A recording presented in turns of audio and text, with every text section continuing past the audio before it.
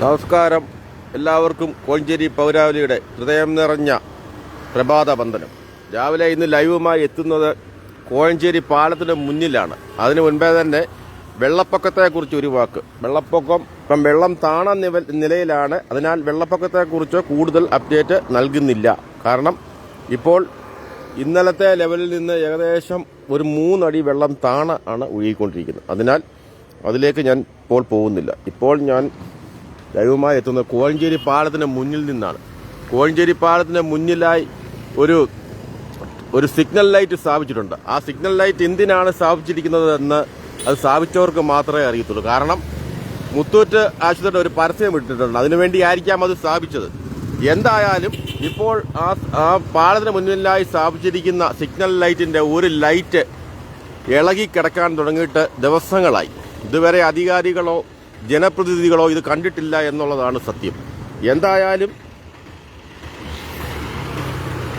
കണ്ടോ, ലൈറ്റ് കിടക്കുന്നുണ്ടോ?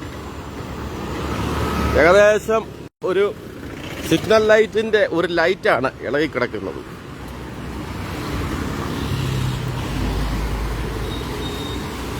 ഏകദേശം ഒരു 5 കിലോ തൂക്കം വരും. അതിന് ഒരു വയറേലാണ് ഇത് തൂങ്ങി നിൽക്കുന്നത്.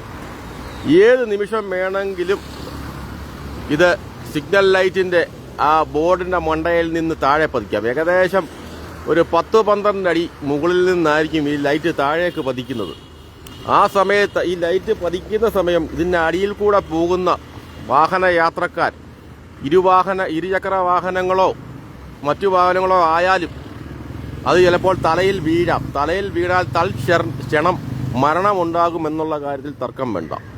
എന്തായാലും അധികാരപ്പെട്ടവർ ഇതിന് എത്രയും പെട്ടെന്ന് ഇത് ഇവിടെ നിന്ന് നീക്കണമെന്നാണ് കോഴഞ്ചേരി പൗരാവലിക്ക് ആവശ്യപ്പെടാനുള്ളത്.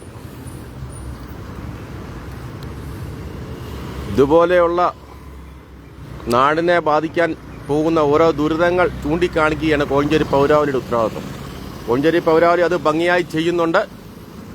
എന്തായാലും ഉടനടി അധികാരികൾ നടപടി എടുത്തേ പറ്റൂ. ഇല്ലെങ്കിൽ ഈ ലൈറ്റ് ഇളകി തലയിൽ വീഴും. ഏകദേശം 5 കിലോളം വെയിറ്റ് വരും. ഒരു ചെറിയ വയറെ തൂങ്ങി കിടക്കാൻ തുടങ്ങിയിട്ട് ദിവസങ്ങളായി. ഇതിന് ഏത് നിമിഷവും നിലം പതിക്കും. എന്തായാലും പാലത്തിൽ കൂടെ പോകുന്ന നാട്ടുകാർ ജാഗ്രത പാലിക്കാൻ കോഴഞ്ചേരി പൗരാവലി അഭ്യർത്ഥിക്കുകയാണ്. കോഴഞ്ചേരി പൗരാവലിക്ക് വേണ്ടി കോഴഞ്ചേരി പാലത്തിന് മുന്നിൽ നിന്ന് ജോജി കാവുംപിടിക്കൽ.